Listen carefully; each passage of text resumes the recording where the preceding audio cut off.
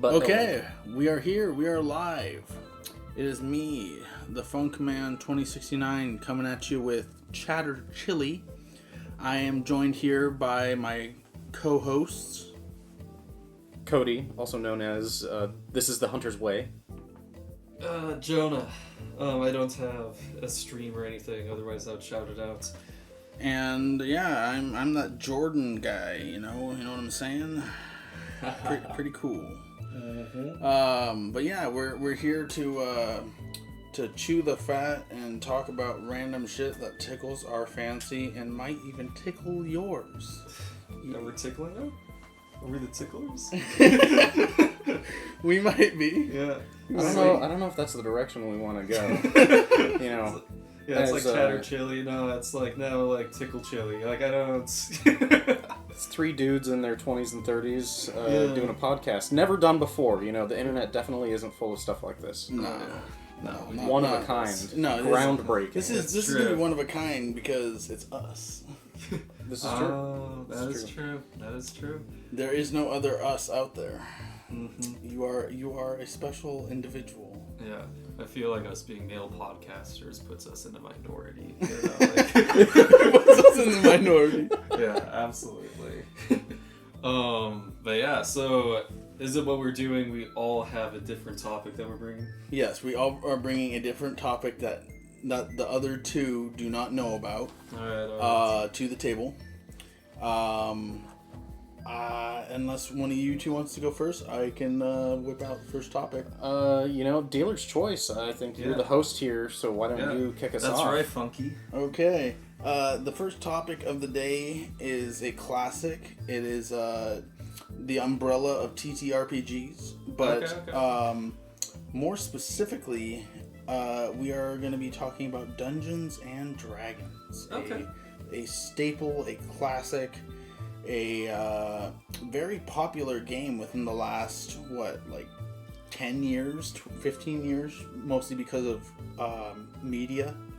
I think it got revitalized with 5e, which was 2014. So, yeah. 10 years. Yeah. 10 plus. Was 5e really what did it? Is that what really brought it to the forefront? I remember 3.5. Stranger brought us Things. back. Well, Stranger Things. Math would indicate that there's a number between 3.5 and 5. And we don't talk about we 4th don't edition. Talk about 4. No. So True. So yes, I think you're right. 5e was the catalyst. That's crazy. Huh. That's what. Yeah, but you also mentioned Stranger Things. So. Yeah. Believe it or not, that show brought a lot of focus to Dungeons and Dragons, in my opinion. Yeah. No, can't imagine why. I don't know why. It's not like the show's popular or something. No. Yeah. Very No, niche. What is it? Did you go to Comic-Con before and after Stranger Things? You know? I don't remember when I went to Comic-Con the first time. Yeah. Because I remember... That was a while ago. I remember Comic-Con pre-Stranger Things, pre-D&D boom. And you could definitely see, you're like, alright, it's out in the corner, there's some dice somewhere here and there. Mm-hmm. You go there now...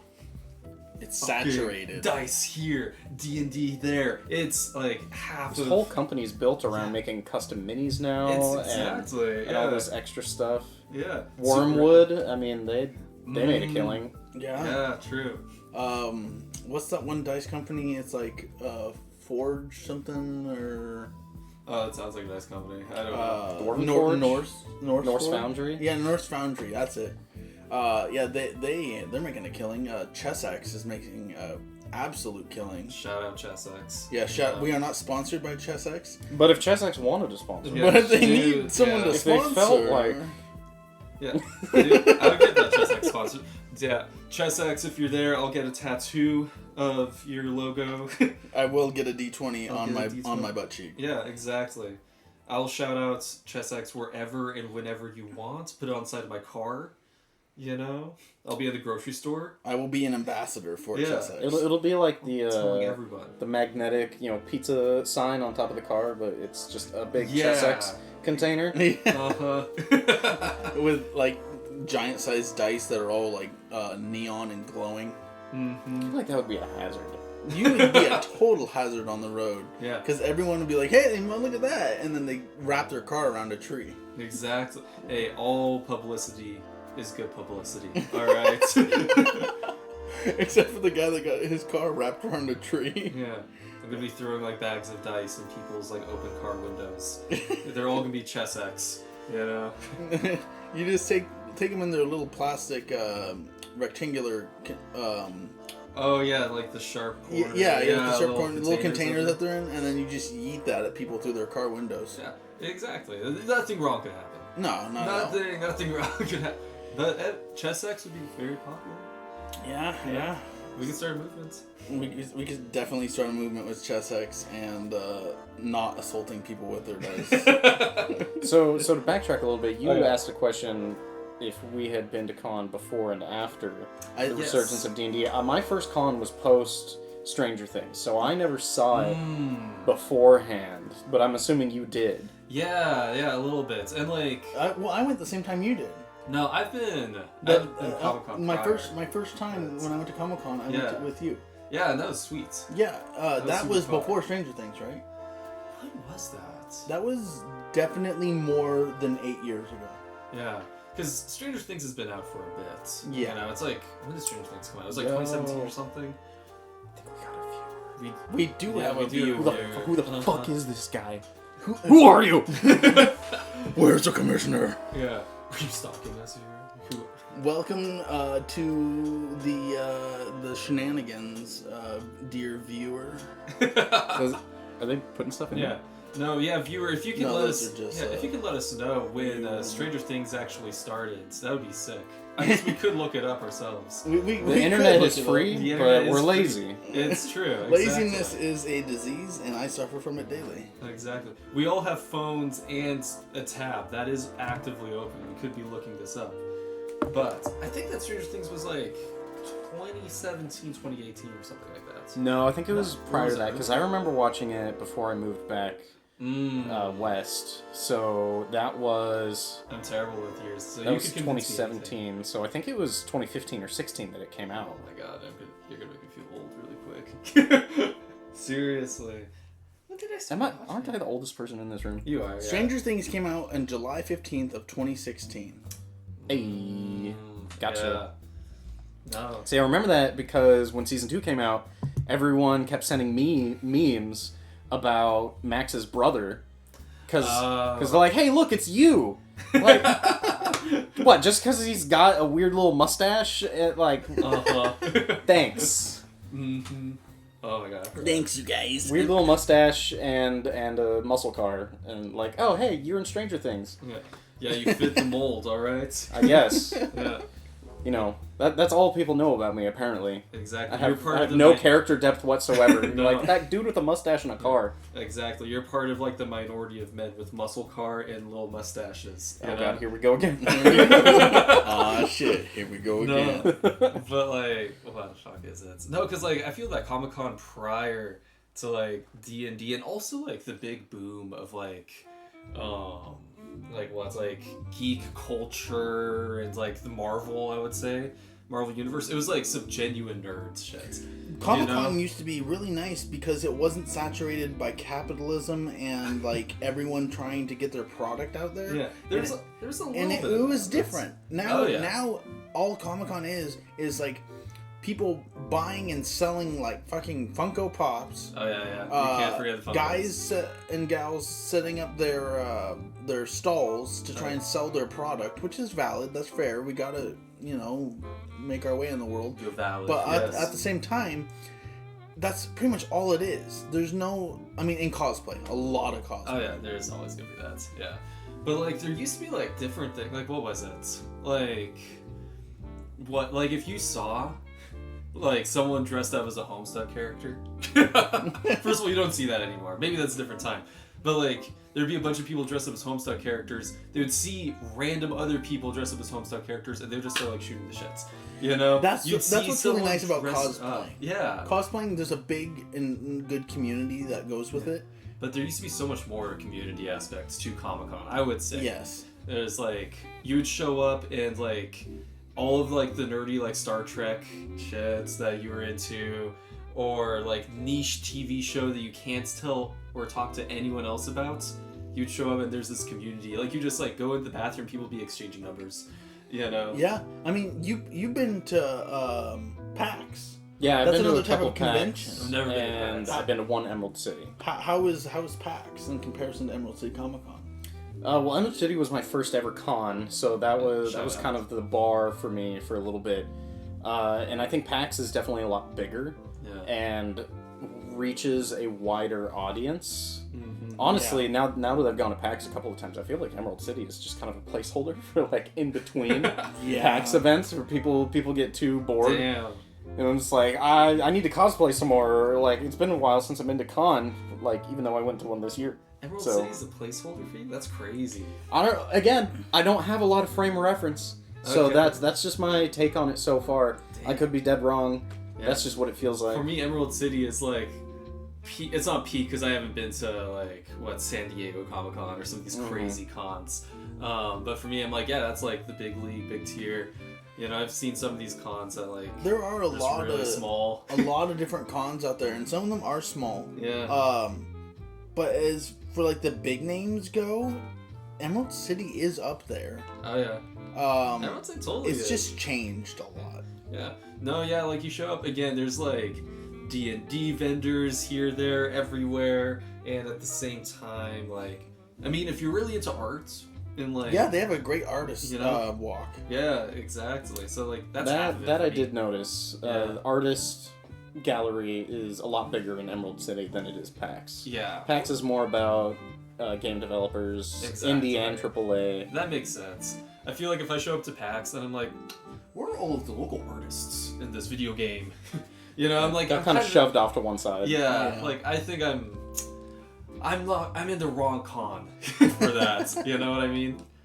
Like it's cool that that's actually there. I would not have expected that. So that's awesome. Maybe I'll go to PAX. Another problem is because this has all been in Seattle for me. Mm. The convention center got redone That's true. pretty recently, and I went to Emerald City before that. Yeah. Same. So if I went back now, it could be a lot bigger Mm. because they have a lot more room. The convention center in Seattle and what it is now, it's a lot different than what it used to be. Like Yeah. I remember the first time going to Emerald City, that place was like a maze. There's escalators Oh, going yeah. every direction, Mm-hmm. There's and that different place was an checkpoints. absolute maze. Yeah, absolutely. It is a little bit cleaner in the sense of like layout and just it is really nice right now. Also, viewer, I guess you know we're in the Seattle area, you know, or we're in that sort of neck of the woods. You can like dox us now. You're gathering intel, I see. The Oddity Expo was a lot of fun. Yeah, it was. Oddity It was. Expo, It didn't take up nearly as much room as the conventions, No. but The Oddity Expo is like a Wiccan, like Satanist, like it's like their wet dream almost, you know. it's Shout oddities. out. It's exactly what it all sounds oddities. like. It's like a There's lot of crystals. a lot of taxidermy. Taxidermy. Oh yeah, no, I think that I heard y'all mention this. Yeah. Actually. Yeah, That's where I got. Oh, nice. there's That's cool. a couple of the like little skulls downstairs. That I was did know this. that's where those came from. Yeah. Yeah. Yeah, there's like skulls around, and there's also like a foxtail thing that's we're Mhm. pointing at around here. When Yeah. I brought my kid, Yeah. he was only 1 year old, and I figured, oh, he's gonna get scared by so much stuff in here. Nope, not even phased. He Dude, was just kids staring at just everything. don't get- I have this core memory where The Shining was playing on a TV in our place, and like my father, terrified of scary movies, would not watch it. I was like a teenager. I was like, I can understand that it's scary or whatever. There was my cousin who was like 5 or like 8 at the time, and she thought it was funny. And then there was my baby cousin who was like 3 or something, and he was laughing the whole time. You know, Just Like, no frame of reference. no frame of reference, Thought everything was absolutely. funny. It's all fun and games Yeah. until the dog man blows the. that was the old scene man. that made them laugh the most. There's like this vampire and like this bear guy in a costume, and he is a bear, and they're looking at each other like blowing one another. My dad was like, "This is terrifying. Turn it off." And I'm like, "Dad, I don't know." Dad, what are you talking about, old man? That's love. All right, love wins. Love always finds a way. Yeah. But it's funny. Yeah, the kids know from reference. Absolutely. I bet your kid was just like looking around, being like, "Ooh, fluffy tail." If you don't mind me bringing us back to the D&D topic, because this is a good tie-in.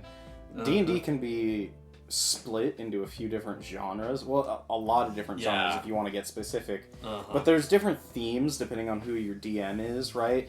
There's always the high fantasy. There's like high magic, almost like modern era, but with wizards. There's steampunky. You get into Eberron. You could go real dark and creepy, like Dark Souls era stuff. Yeah, which is cool. With, like, and then Curse of Strahd and stuff. Yeah, and then there's my personal favorite, which is Lovecraftian. Yeah. So I'm curious. I'm curious what your guys' favorite genre of D&D is. Okay. Like, what's your favorite campaign setting? All right. I do like the horror aspects that D&D can bring. I do really like the Lovecraftian, Eldritch, like creepy type shit. If I had to, I don't know, to whittle it down. Yeah. Probably either only one. If it's just one, I think just like probably steampunk, horror. Yeah, steampunk horror would be probably. Yeah, so like kind of Bioshocky. Yeah, like Bioshock. Okay. Yeah, because Bioshock is very steampunk, and it's very like horror. Yeah. There's like the splicers out, and they're like, the Big Daddies. Yeah, I was just looking at you have a pop figure of Big Daddy. Yeah. That would be, okay, legitimately though, like a Big Daddy in D&D or like a TTRPG, that would be cool. That would make me shit my britches. Yeah, depending on your environment setting, that could be really terrifying. Because that thing is just tanking all your hits and it won't stop. And it won't, There's something I got to show you after we're done chatting, but I can't show it to you because it's a spoiler. Oh, yeah, it's about the campaign. Yeah, it is.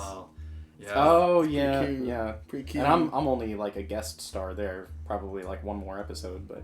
Mm-hmm. But what about you? My favorite setting? Okay, so I'm going to say one of my favorite characters and like one of the favorite settings that I've ever played in was in New York. It was like fantasy New York, like made like in the 1920s era, sort of. Okay. Which was fun as hell. I don't think that's my favorite setting, but it was really creative and like, so favorite settings I feel like for me are always going to be like if the DM has like a pipe dream and like puts himself into it, I'll be into that. But for me, honestly, just like classic dark fantasy. Yeah. You know, like I'm really into that. Like it cracks me up when you got wizards and you have, you know, like barbarians and all these, you know, classic fantasy tropes, elves and dwarves and orcs, and then someone pulls out a Glock.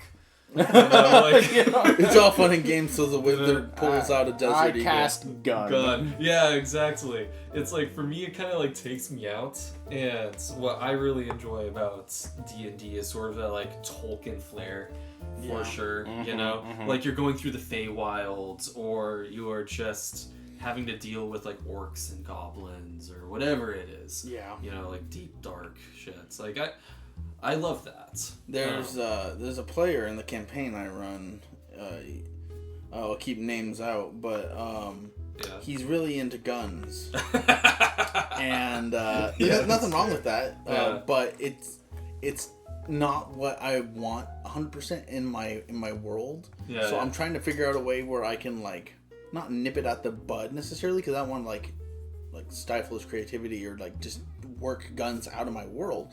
But I want almost like a hard reset in the sense of like technology in my world, to the point of where like it like either guns aren't really a thing or guns become like in Japan they're like super banned or something. They're like frowned upon and they're banned. Yeah. And It's like almost nobody has a gun. Yeah, if you find someone in Japan with a gun, that's unique. That's a rarity. Okay, gotcha. I have such an American perspective on all that. Like, I'm so used to, like, I walk in a house, like, I walked in my coworker's place, he's like, hey, check this out. And I just walked his bedroom, he showed me his, like, gun. He was like, yeah, I got this one, I got this one. I was thinking the whole time, I'm like, this is such an American thing. Yeah. Mm-hmm. Americans and their guns. Yeah. Like, that's very unique to say the least. But yeah, I don't mind the aspect of like some more modern day items in like D&D world, especially like if it's one I'm running. Yeah. But I want to keep it as fantasy as possible. Yeah, and I feel like that's difficult. I feel like the DM from the beginning of the campaign has to set that.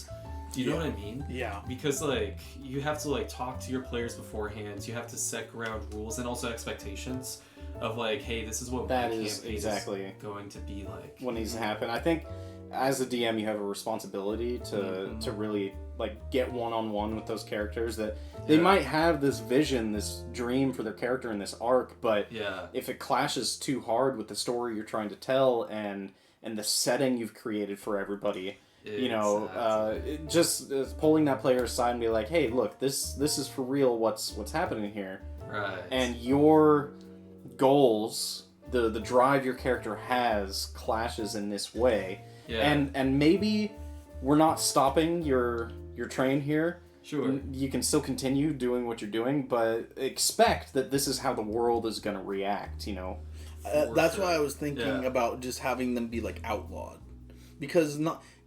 Like, how many people have you encountered in my campaign that have used guns? Not many. No, I think in this campaign. Yeah, there's a lot of pirates and gangs and stuff. Yeah. That doesn't mean they all use guns. Yeah, absolutely. So, that's why I'm thinking I might just, like, I might implement something that, like, outlaws guns because they're dangerous. Yeah, for sure. Like, and they're pretty brutal. Yeah, it could be, like, a relatively new technology. Yeah. Very frowned upon societally. Yeah. If you introduced firearms to a medieval society almost, you know, and the bad guys get a hold of them and they know how to make crude replicas, what's that gonna do to enemies you're fighting? Like, what sort of threats are you gonna run into? Right. What happens when that power falls into the wrong hands and you're the one who introduced it to them, you know? Yeah, that's true. That's actually a fun idea. I've never thought that actually might be interesting. If that's sick. He has guns on him, and like, you walk into a village that's pretty big and that doesn't have that technology, and they witness that. If somebody like in the village is like, "Oh, what's that thing on your hip?" and then his character would probably happily explain to them what it is. Oh yeah. And then that would be like, "Ooh, I want that. I'm going to implement that in our society." Yeah. And then there's going to be big repercussions of that. Yeah. No, I'm really excited about this campaign that I'm going to run. And to me it's interesting because I was really inspired by, like, I wanted to keep it, it's like medieval dark fantasy, but I wanted it to have that feeling of like Blade Runner and like cyberpunk, mixing these two worlds. Mm-hmm. You know, it's hard to do that, but if a person can do it correctly, quotation, it can be done really well. That would be sick. It would be really good. And like, you know, I don't want there to be guns in it, but again, I'm excited, and that's one of the things I like about D&D. Like, if I'm going to talk about D&D and someone's like, hey man, what's one of your favorite things? It's just such the creative outlet and flow of it that you can do. You know, I'm going to have this, the whole campaign's going to take place in this one city. There's going to be a lot of gang activity that's happening. It's bustling. It's going to feel like Blade Runner. It's going to be sick. The way I think of it with that type of genre, I just think of Masters of the Universe. Literally, the world that He-Man is in is exactly that. Okay. Sci-fi fantasy. I'm going to be looking up, I'm going to be watching He-Man for inspiration, for studying. There's a new movie, new movie coming out, live action. Oh yeah, no, I saw that. Yeah. I haven't actually seen it, but I'm hyped. Yeah, there's Skeletor. I hope that Skeletor sounds like yeah. I want him to have the Skeletor voice, but it's gonna take away from the immersion if he does. Hello, He-Man. People won't be able to take it seriously, and I think they're going for a serious vibe. Hello, He-Man.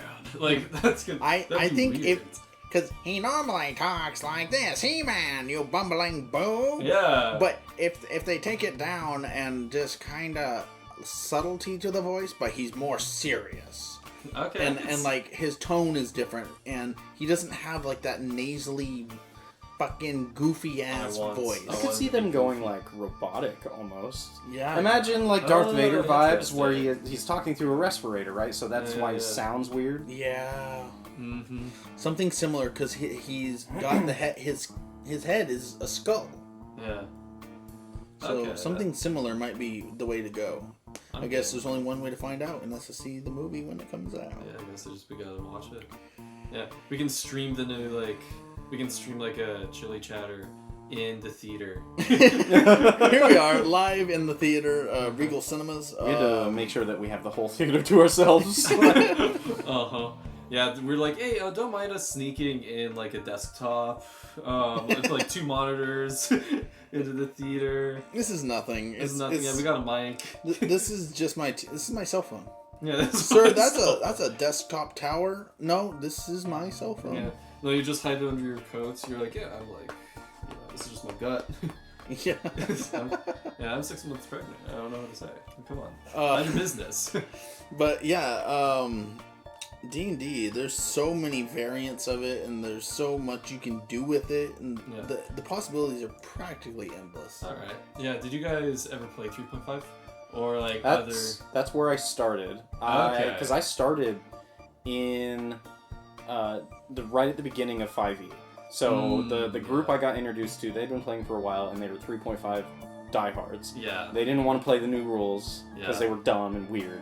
And then they convinced me that they were dumb and weird, and I'm like, Yeah. okay, I guess I'll just believe you. Yeah. And so I did my first full campaign in 3.5.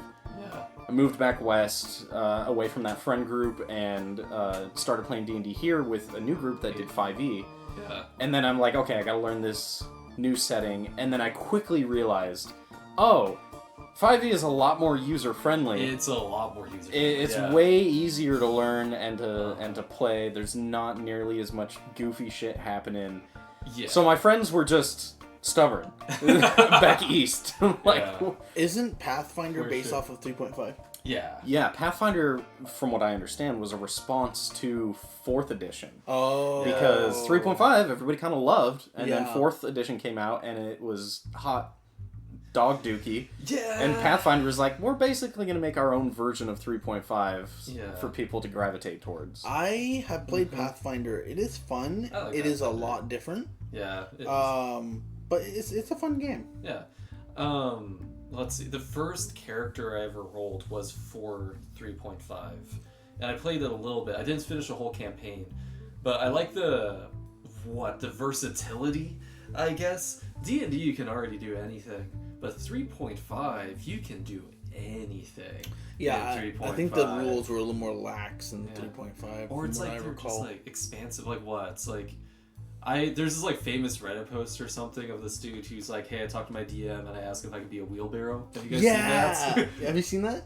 Mm-mm. Yeah, Oh, yeah. no. There's been a guy that wanted to play a dog, like a literal dog, Yeah. and then there's a guy that wanted to play an actual wheelbarrow. Yeah, and the guy like made a character sheet for the wheelbarrow, a sentient wheelbarrow, could not speak how to be carried around, but his constitution was like off the charts.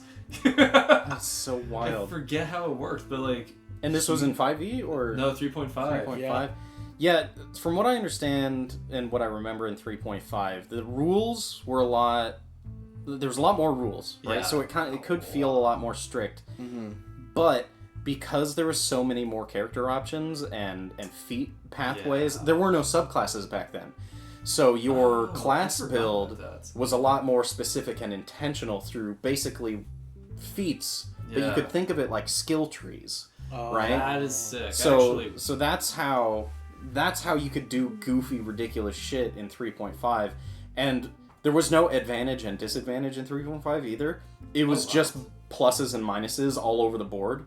So you could min-max like a motherfucker, that's what I've and heard. you would get Yeah. your certain skills up into like the 20 range for when you're rolling them, and Holy- you could have bonuses that were just absurd. I'm kind of obsessed with that. So I won't lie.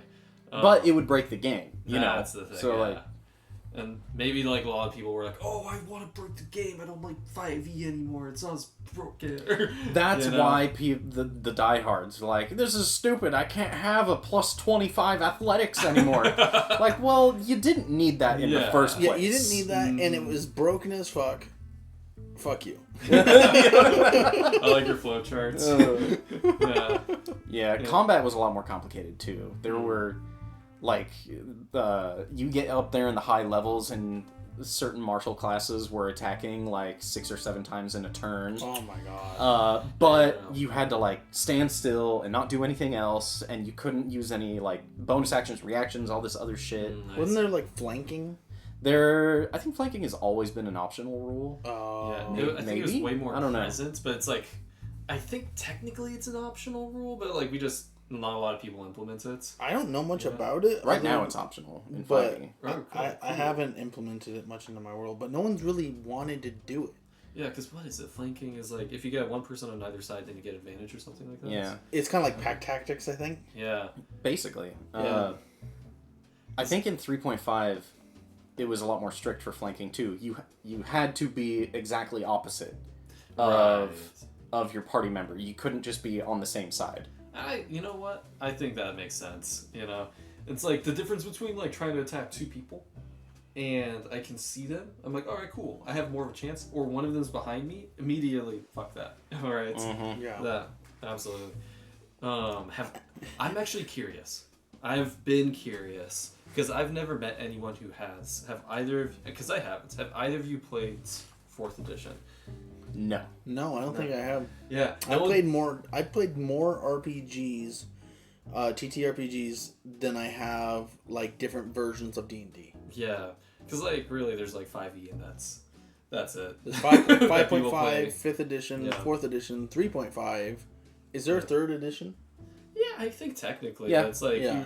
you should just be playing 3.5. Yeah, I've only played 5.5, 5, and technically 3.5. Well, I think the difference between 3 and 3.5 is the same as what we see now with 5 and what everybody is calling 5.5. Yeah. You know, They're like so it's the very same similar, thing. same-ish. Yeah, there's just minor tweaks and differences. Yeah, Yeah, that makes sense. yeah.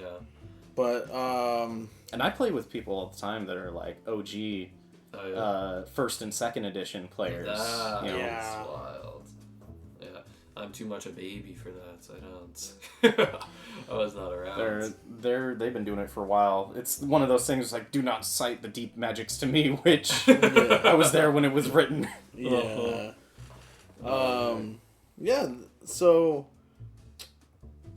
would either one of you guys wanna have we exhausted take the wheel? first topic? mean- We're half an hour in. Yeah. Oh yeah, that's fair. So, But D&D you could talk about forever. yeah, we can talk So, about D&D for another like 2 I've- hours. I've got a thing. Do you got a thing?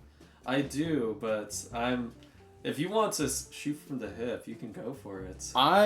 So before we started recording, we had mentioned some stuff about video games, and I was talking to you about one of my favorites from childhood, and that was Ratchet and Clank. Yeah, that's right. Yeah. So I kind of wanted to go into each of our like nostalgic favorites because it's not my all-time number one, but like I got a lot of memories associated like growing up playing that game.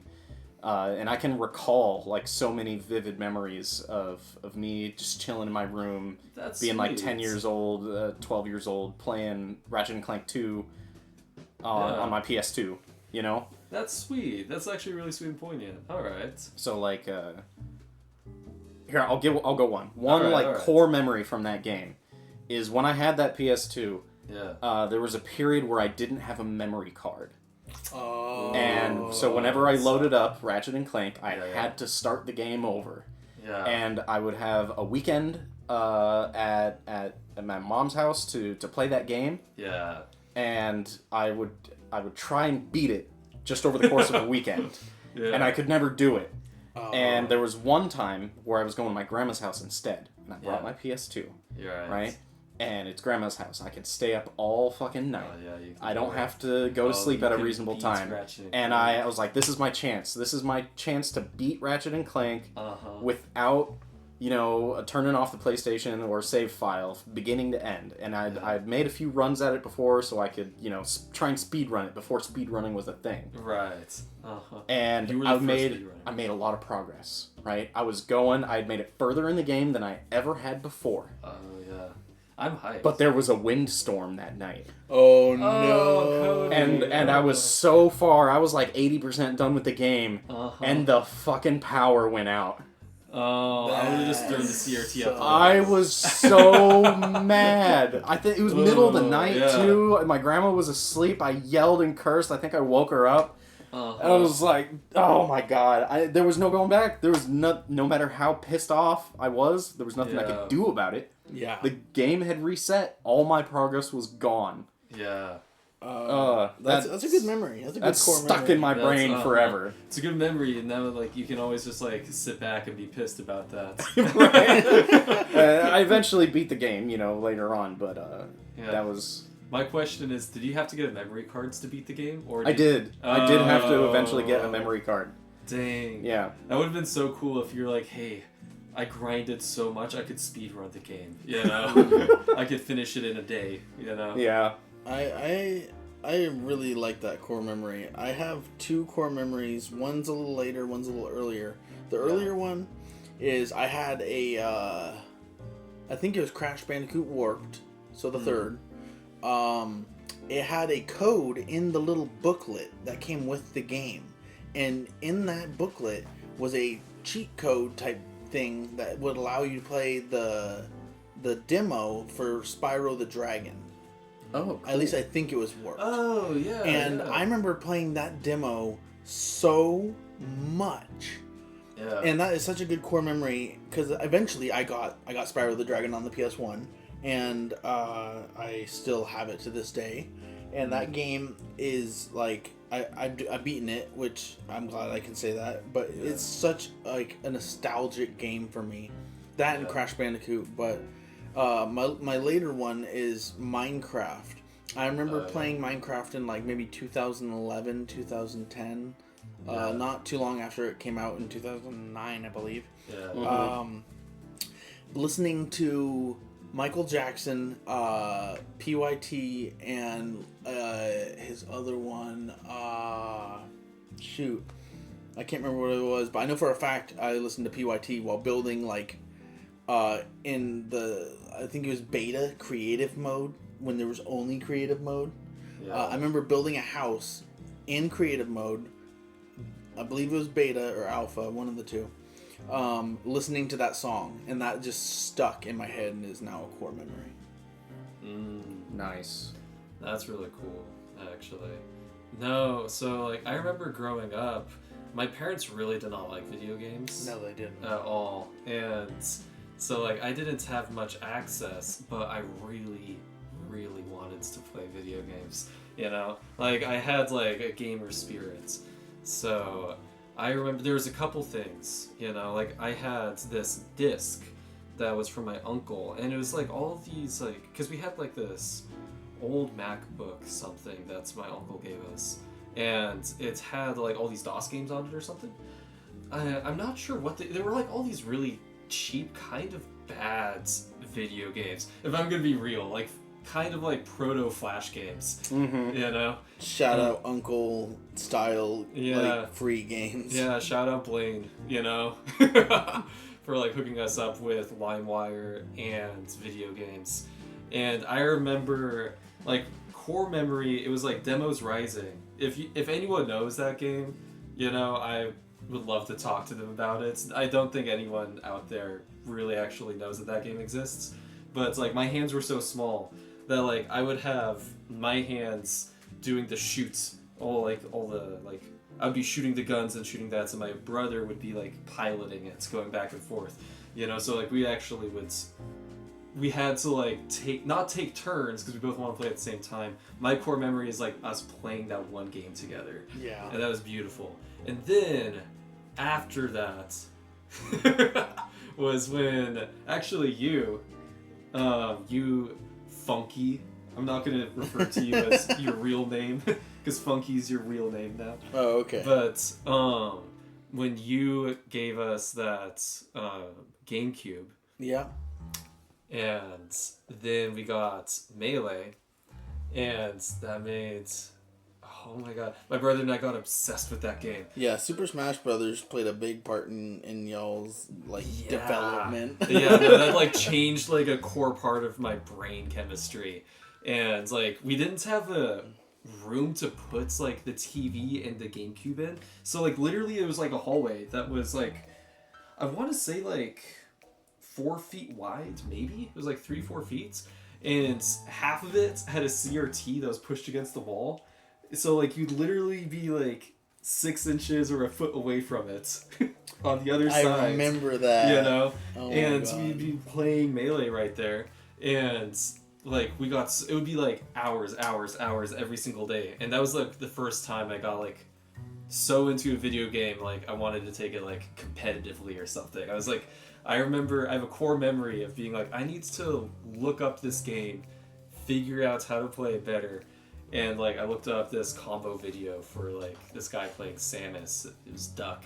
And, like, I was like, oh my god, that's awesome. And then I had my own tag. Besides my first gamer tag, Pimpius, redacted gamer tag. It was Duck because I was inspired by that guy. That's awesome. Yeah. Do you guys, I don't know if you ever played on the computer much in like your childhood on just like random game sites. Oh, yeah. But the big- AddictingGames.com? Yeah, Addicting Games, Max. Max Games, Mhm. and Miniclip. Where Dude, Miniclip was my jam. Miniclip. I remember don't playing know Miniclip, though. Balloons Tower Defense. The Oh, first, Mhm. like, Oh, 3 yeah. of them, especially Real. the first one. I remember Real playing shit. that so much. And there's one game that I cannot find too many people that have played. It's called Gangsta Bean.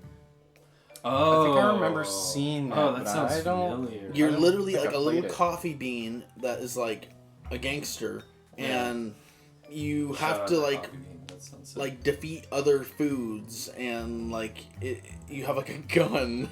Hell yeah. And oh my god, it's the funniest thing. But I remember that game so vividly. I even downloaded like the theme song, and it's on my iTunes now. Hell yeah. My go-to for Miniclip was Motherload. What was It was like mining on Mars. Oh. And it was a vertical scroller, basically, 2D scroller, where you had Yeah. this little drill, and the game was organized into squares, and you would drill down for resources and Yeah. treasure, and then you would make your way back to the top for upgrades to your drill, blah, blah, blah, up and down, and it would get harder and harder progressively. Yeah. And then at the spoilers for anybody who's listening, Oh, you can't because spoil I'm going to this spoil how 20-year-old Motherload game. No. beat the game. By the end of the game, you are using not your drill to go through all the blocks anymore, because there's gas pockets that'll explode. By the time you get down towards the bottom, you are just using explosives to mine. Yeah. Right? This sounds super familiar. I think I did play That's So the game really is forcing familiar. you to load up on all these like dynamite and C4, Yeah. and then you'll hit this like flat plane that you can't drill through, and there's a little hole off to the side. You're like, what the hell's down here? There's a cave down here. You get down there, and you meet the guy who's been communicating with you through your drill headset. He's like the head of this like shadowy corporation that hired Whoa. you, and it's literally Mars Devil. Like he's the devil of the Mars. Devil of Mars. And he's like, Alright. haha, now all the resources that you mined are mine. You know, I'm shit. gonna kill you and take all the stuff that you mined for me. And then you fight him with all your explosives. Oh, And that's then sick. this is the first time I ever played a game that had this mechanic in it. Yeah. There was a 2-phase boss fight where you think you No beat him, way. and then the health bar refills and he gets a fucking upgrade. Dude, You and know- Flash games were on something. That's all I'm gonna It was say. revolutionary. There's a Yeah. lot of modern games that have still kept that mechanic. Like, for example, there's a game called Grounded, which is on the PC, Microsoft. I think it's even on Sony Yeah. consoles. But one of the bosses in that is a giant spider. Shadows. And once you kill her, she flips upside down and her legs twitch, and then you think she's dead, and then she springs back up. So that mechanic, even like, who knows how many years ago that was, that's still around. because it's so popular. They didn't want game companies are still doing it. Secret boss phase number 2, or sometimes 3. Yeah, yeah. Where bosses, you think you kill them, and then nope, have fun. Nope. Yeah. With the next 20 minutes of this Hope, boss. hope you thought that was hard, because now it gets worse. Yeah, literally. God. Yeah, no, I actually, I was just watching and looking at, oh god, what is, it's like Age of War or what? No, it's not that. Yeah, that's a game. That's like the Flash game? I don't know about the Flash game. No, it's like you have like your base and it's the other base. And like you're sending cavemen out and they're sending cavemen. Oh, yeah, that's Age of War. That's Age of War, yeah. That's like the quintessential. It had Glorious Morning playing as the soundtrack. Uh-huh. That's like the quintessential Flash game to me. Yeah. You each get a base, and then you start off as cavemen, and then you move in, and then you just like evolve into like different generations of, or not generations, but different like ages of fighters. Yeah. Exactly. Do you know that game, Cody? No, I've never heard of this one. I have it on my iPad actually. I'm gonna have to check this out later. Yeah. It is like one of the best. Like looking back on it, it's like, man, this is a really simple game. But back then, like playing that being like 12 years old. And it was free. And it is free. Yeah, that's what was so good about Minecraft in the beginning, is it was 100% free. Oh, yeah. Real ones know. Real OGs. Real ones know what the didn't good play free games Minecraft are. until it hit console, which was, I think, 2012. Gotcha. And I remember the second it hit Xbox, me and my buddy, we downloaded it, and I was at his house the whole weekend. Yeah. And from sunrise till sunset, and even past night, like early hours into the morning, we were just playing non-stop. It was one of those times where we played so much of one game that when I was sleeping, I was playing in my sleep. Oh my god, that's awesome. Yeah. The what they call the Tetris effect. Yeah. I have a Minecraft memory. What was it? It was 6th grade for me, and it was at the end of the year, and everyone was going around a circle, and they're like, hey, what's something that like you really enjoyed in the past year? And someone would be like, I enjoy playing soccer, and then like if you were into that too, you'd like stand up and be like, yeah, and then you'd switch seats or something. And I remember it came around to me, and I was like, I'm really into Minecraft. And it was crickets. Oh no! So you liked Minecraft before it was cool? Is what you're saying? I guess so. But I was so excited. I was like, guys, I'm in 6th grade. Minecraft. He's flexing on us. Yeah. He's the first guy to get into Minecraft. I was like the first 6th grader, I guess, that was really into it. Everyone was like, what is that? What are you talking about? Actually, there was like it was really nice. There's like the jock kid. He was like, yeah, and got up into like did Minecraft. He was like, I'm really into Minecraft too. I was like, Levi, I know you've never touched a computer. Levi, shut the fuck up. Sit your ass back down. I know, like, you're trying to, like, help me out. This is, like, a pity thing. There's part of me that appreciates it, but at the same time, it's just making me feel worse. Don't patronize me, Levi. Yeah, exactly.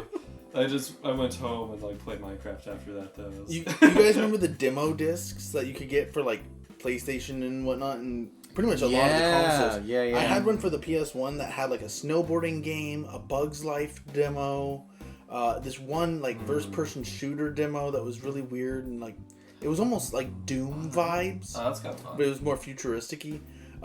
It had like a demo of a couple other games, and I found it once on eBay. I think it was. I found that same like demo disc because I remembered what it looked like, so I found it.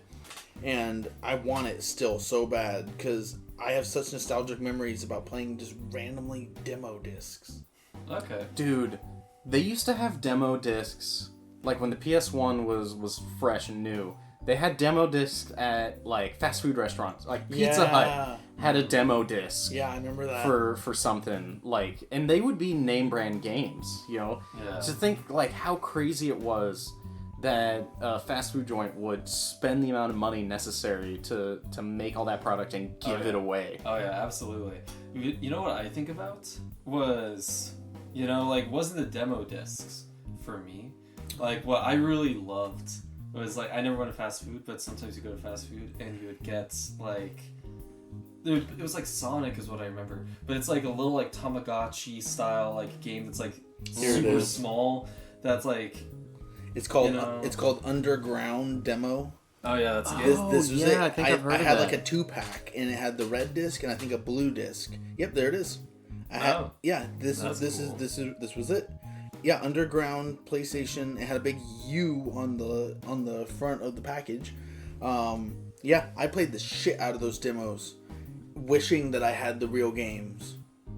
Oh, dude, that was good times. That was good times. I remember. So all those like computer games that were like free, we were just talking about like Miniclip and all those other ones. Yeah. I think I remember there was a time where I was playing a number of those free ones, and usually they wouldn't be the full game, right? You'd like, oh, try the demo, and Oh, like, yeah, oh, no, that's right. can't convince my parents to buy this thing, right? Yeah. And then I would go to like Walmart or Target, and in their electronics section, they would have the physical copy of that game that you saw online. Yeah. But it would be like part of a package deal, just like what you were talking about, where it'd be the full game and all these other games that, as a kid, you were like, how do I play these for free? Yeah. It was like, I could play 20 of them for $10. Uh-huh. Mom, can I get this? Yeah. Yeah. No. No, every single Absolutely time. not. And every time I was like, no! No, but it's so many So many games. games. She's like, $10 is like a lot of money. I'm like, Yeah, back in like 05, that was so much money. I guess so, yeah. You could buy a whole Bionicle with $10. Actually, I think they were $6.99 when they first came out. Bionicle, man. Bro, you could buy so much Taco Bell for $10 back in 2005. Back when tacos were less than $1. You get 2 burritos for $1. Actually, Damn. I think back in like 05, I think tacos were like $1.50, maybe $2. Now they're like Don't shit on my drink, $3.75. But still, that's a good deal, You're like fact checking. You're like, actually, tacos back then were like, oh, like that expensive. dude. 5 cents. I wish we could go back to the days when the tacos were like 75 cents. Mm, That's not possible now because fuck us, I guess. yeah. Yeah, I have no idea. God damn it. Are we old? Yeah, I guess We so. old. Fuck. No, like, Fact. God damn it. we just like got donuts at the store, you know. We were talking like before, like yeah, there used to be like 60 cents, 65 cents, whatever. They're like $2. I feel like back in my day, that candy bar was a nickel, you know. Yeah. Damn it. It's come full circle. I know. We're there exactly. now. Yeah, we're Uh-huh. literally there now Those to the little point of where farts. we're bitching about how things are different. How much, how expensive things are. Yep. Yeah. It's that there's like a clip from The Simpsons where it's Homer and his dad, but like back in time when Homer was a teenager. Oh yeah. He's talking about the exact same thing. Like, I used to know what was hip and what was in, and it was all cool. And then what was in changed, and what was it isn't it anymore. Uh-huh. And now everything is weird and confusing. It happened to me, and it'll happen to you. And Homer's like, whatever, Dad. None of this stuff will ever go out of style. You're crazy. Yeah. Fast forward, and it's like, shit. He was right. He was right all along. If you think about it, Homer has a pretty dangerous job, but it's also a really high-paying job. Well, yeah. Have you seen the McMansion he lives in on a single income? Oh, yeah. Absolutely. I mean, I don't remember. I know it's canon, but I don't remember how much police work Marge did. But Yeah, that's right. I she forgot that she also did has that. had that as an occupation at one point. But yeah, mostly the income comes from Homer. Yeah. No. Aurora Borealis. God damn it. At this time of year, this part of the country, localized entirely in your kitchen. Yes. Yes. Can I see it? No. Oh yeah. All right, man. you, viewers. That was my thing. Yeah. had Are we to- on to my thing now? Yeah. What's your thing, man? All right. I got a couple things going on in my head, you know. So I'm gonna start speaking for a bit, and it'll eventually get out to my topic. I swear. Okay. You know, because like originally, like when I was thinking, I was like, the thing in my head is heated rivalries. We weren't going to talk about heated rivalries, unless you guys really want to talk about heated rivalries. Do you have one in particular you're thinking of? Heated rivalries? Yeah. Oh, the TV show. Oh, I thought you meant like literal, like person to person. I don't know anything about the TV show. Yeah, I've same. never seen it. Oh, okay. Really quickly, this isn't my topic, but I need to mention Heated Rivalries is a TV show that was based on a fanfic that was a I believe it was like a fanfic shipping two hockey players together, and it is as close as you can get to gay porn viewed on screen. And because it is quite literally, because it is, yeah. Like worse than Brokeback Mountain, dude. Oh yeah, it's better. It's so much better. better. Better, yeah. You think that Brokeback Mountain's good? Yeah. You don't know. You don't know about Holy the heated shit. rivalries. No, I They was put watching Ram it- Ranch to shame. Yeah. No, I was watching it with Ram Ranch. Yeah, no, it does put it to shame. I was watching it with Sam, and I was like, "Do you think that the ball sucking noises is getting like distracting?" And Sam was like, "Imagine if that wasn't there. If it was just silence." And I was like, "Fair." The You know? ball sucking noise. Yeah. So that's a TV show. It's beautiful. I've never seen this before, and you're not making me want to watch it The more. thing that's crazy is it's like it's a pretty good show. I enjoyed it, but it's such a cultural phenomenon right now. It was like Steve Colbert was mentioning heated rivalries in an interview and said that he's like a bottom or something, and like that was something that I didn't need to hear. You know? Steve Colbert is a bottom. This is canon. You heard it here first. I didn't hear I didn't hear the rest of the interview. I just heard that clip. I was like, all right, this has gone too mainstream. But that's not what I'm going to talk about. I just need to throw that out there. I just did finish a TV show last night called Black Sails, and before I did not care about pirates. I did not care about pirates at all. After that, Black Sails is like the sickest TV show of all time. It's about like all these classic historical pirates. Like there's Blackbeards, there's Captain Flint, there's Long John Silver Baby, and it's like this historical retelling of Treasure Island, I guess. Like how Treasure Island came to be and where did that treasure come from and like all of that. It's a really cool story. I love it. So one of those like based off of true events. Sorta, yeah. Okay. It's like really like Loosely based. loosely based. Yeah, it's like fictional nonfiction, to say the least. It's a great show. I would highly recommend it, but it got me thinking about pirates and cowboys and samurai. And how they all existed at the same They all time. existed at the same time, and how they're all kind of sick as hell. And like before, just like all of these like classic tropes like that. Before like cowboys have been my favorites. I've always been a cowboy guy. I'm kind of leaning towards pirates though. Pirates are sick. Pirates are awesome, and I'm curious on your guys' take on like, all like the cowboy, the pirates, the samurai. You could throw another one in there, I guess. You could throw a knight in if you so please. Well, and then also ninjas, because And then- those were the opposing force to samurai. Exactly. So here's a cool thing. And Yeah. sorry to jump in if you had something. No, you're good. Yeah. I just learned a couple things about pirates recently that Okay. kind of blew my mind. All right. So, Two really key parts. Yeah. One, pirateering never went away. Ever. No. It's still around, right? We got rid of cowboys, the Wild West, the lawlessness, ninjas are no more, like Yeah. all this stuff on I land. think there's one guy that knows ninjutsu. There, oh, yeah. No. all that stuff kind of got replaced by law and order for Sure. the most part, right? Yeah.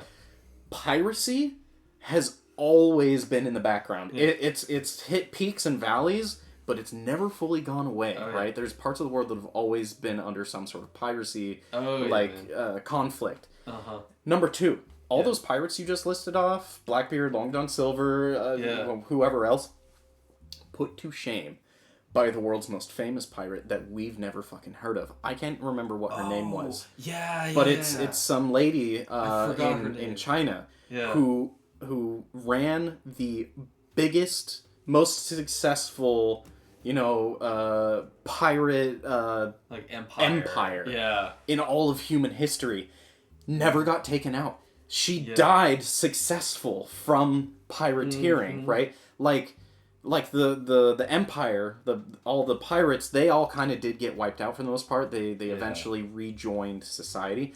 She didn't stand trial, right? She Yeah. got away with everything. Eventually set her own terms, Yeah. and the thousands and thousands of ships full of people that were also pirates under her basically were like, you know what? If you fight us in open war, you're gonna fucking lose. Yeah. But also, we don't want that. So here's our terms. Yeah. We all get pardons, right? Yeah. We stand no trial. We don't get punished for any of our crimes. We'll rejoin society. Basically, swords to plowshares, sort of deal. Right. And the ruling dynasty of that time basically had to take it. They had no fucking choice. Mm-hmm. Because they're like, we do not want to mess with this because mess. they got other people. They got the French and the British also knocking at their door, and it's all these other forces. And like, we have to. Yeah. You know? And so she retired, a very wealthy and successful woman who died peacefully in her sleep, and was like the fucking most notorious pirate out of all of human history. That's my goal. And I only just fucking learned about her because all of our stories about piracy involve, shit that we see in Pirates of the Caribbean, right? Fucking Blackbeard and all that shit. And Blackbeard had like 4 or 5 fucking ships. Yeah. Compared to this lady's fleet. thousands. Yeah. No, I forgot. 1,000 ships in one fleet. Could you imagine that? It was power behind that? Crazy. Yeah. She had like what an an actual ego fleet. trip. Yeah, that would be sick as hell. That's like kind of my goal, and I do kind of like the pirates, and I think it's. wait, hold on. Hold on. That's your goal. That's my goal. It sounds like okay. There's a romanticization about it, where like a lot of the pirate stories that's like we're told. This is also part of like the show Black Sails I was watching, so I'm kind of teary eyed about the pirates right now currently, but. A lot of the pirates are like these outcasts of society that given the time that they're like when we think of like pirates like Blackbeard, Long John Silver, kind of thing, like all these people, they're like from a very particular time in like British history, and like British trades and just like not even British trade, just like general trade around the Pacific, in like Havana or whatever. But like a lot of this people there who actually participated in piracy, like they did questionable shit, absolutely, but they're like people pushed to the outskirts of society that were doing what they could to live like honestly and like truthfully to their own life and be successful. There's this romanticization about it for sure. Like if you did not fuck with the British or the Spanish rule, you wanted to do something about it. Be a pirate. Be a pirate. Yeah. And fight the power. Yeah, fight the power. Exactly. And you know what? To this day, I'm doing my part by I'm not sponsored by Pirate Bay or torrenting. I've never done these things for sure. Yes, absolutely. But at the same time, I'm not saying fuck the British, but Yeah. Fuck the British. Torrent. Fucking redcoats. Yeah. Why would you say something so controversial yet so brave? But yeah. Okay, I had to look it up because I couldn't remember her name. Zheng Yi Sao. Was the woman's name. Like, and even the internet is like there's contention about who's technically the most successful pirate. There's a lot. They're saying Black Bart or Bartholomew. Okay. He had fewer ships, but like he operated in what is considered the golden age of piracy. But if you look beyond just that window, then Zheng Yi Sao fucking blows everybody else out of the water. Okay. Literally blew people out of the water. Quite literally and figuratively. Yeah. But like between pirates, cowboys, samurai, ninja, do you guys have a favorite? I suppose. Very classic. I mean, very classic question. For me, it's kind of like an interesting like question because they're all so different in their own rights. Oh yeah, absolutely. To like extremes, but if I want to choose one just like off the top of my head right now, off the dome, it's ninjas, because ninjutsu is like one of the coolest like art forms. I feel like that history has ever thrown at us. Yeah, I feel like Naruto could totally beat up Blackbeards. So that's fair. You heard it here, folks. You heard it. Hot take, but Naruto could beat Blackbeard's ass. Yeah, that's what I wanted the newest death battle. Death battle. Yeah. Blackbeard, Naruto. Oh fuck! Was that the name of that show from fucking Robot Chicken? Right, you know what I'm talking about? Yeah. Celebrity Deathmatch. Celebrity Deathmatch. Yeah. Dude, oh my Naruto. God. We need to bring that back. Naruto versus Blackbeard. It's just like all of the matchups we got are just like a total The wash. full claymation, everything. Uh-huh. My Some vote is ninjutsu for you. ninjutsu. Ninjas. Yeah. You're pirates, I think, right now. You know. Yeah, for sure. In the past, would have been cowboys. There's something about like the wild, wild west that is so intriguing to me. You know, there's like bandits, there's outlaws, and there's people that are like in this blend between the two that I'm kind of obsessed with that. With cowboys. Yeah. Yeah, and there's a lot. I'm kind of torn between homoerotic, pirates and cowboys. Yeah. Yeah. I think part of me is drawn towards piracy as the cooler genre, Piracy's pretty sick. because I was a sailor for a number of years, That and so is I kind true. of understand I was never a pirate, obviously, but I understand how like life at sea, like that sort of vibe, and how it's a draw on yourself if you're not used to it. Right. But then at the same time, yeah, the romanticization The romanticization of cowboys and the Wild West and living free on the prairie sort of thing. That was like the dream for a lot of people back I in the day. think it was. And Still is for me. here's the thing about all those Having your own different property. genres that you named is Yeah. I think each individual who put themselves in those positions in history or found themselves in those positions, none of them thought they were the bad guys, right? Like, nobody thinks they're the villain. They Okay. think that their cause is righteous, right? They're fighting an oppressive force. Right. But then, at the same time, if you flip that lens around and look at it from the other side, these people are violent and they're committing atrocities, Exactly. and they're just murdering and slaughtering people for the fucking hell of it. Right. And like, yeah. That So was it's depending on your lens, I think, is what would make your decision there. Yeah, that was a big thing with, sponsoring black sales right now. But, Are we like, just fishing for sponsors at this point? dude, yeah, that's actually what this. Gamer subs, please hit me up. Yeah. Um, that's Please what- like and subscribe. I have great ideas for new drinks. Yeah. Come on. This podcast is actually all we do is just fish for sponsors for like an hour straight. Right. But like Black Sails, one of the things I did think that it did really well was it shows all of these people that are trying to like quote unquote fight the good fight, I suppose. At the same time though, the main character, Captain Flint, is a bastard and a terrible man and does evil deeds, so to speak, all for the sake of his own goal and initiatives. He's a pirate. And Some sort of the ends justify the means. exactly, Does he he's have like a pretty big ego? oh yeah. Yeah. He has the biggest ego, but that's like part of him like creating this like image of a terrifying force out on sea so people respect him. Yeah. So like absolutely. I really like pirates in the aspect of it, Oh, yeah. but as someone that can't swim, I could never be a pirate, ever. Mm-hmm. The second I went overboard, I'd be dead. God, I mean, you could be like, what is it like, One Piece, you could be like Luffy or whatever, like all these people with fruit. Yeah. They eat it, they can't swim, but they get magic powers.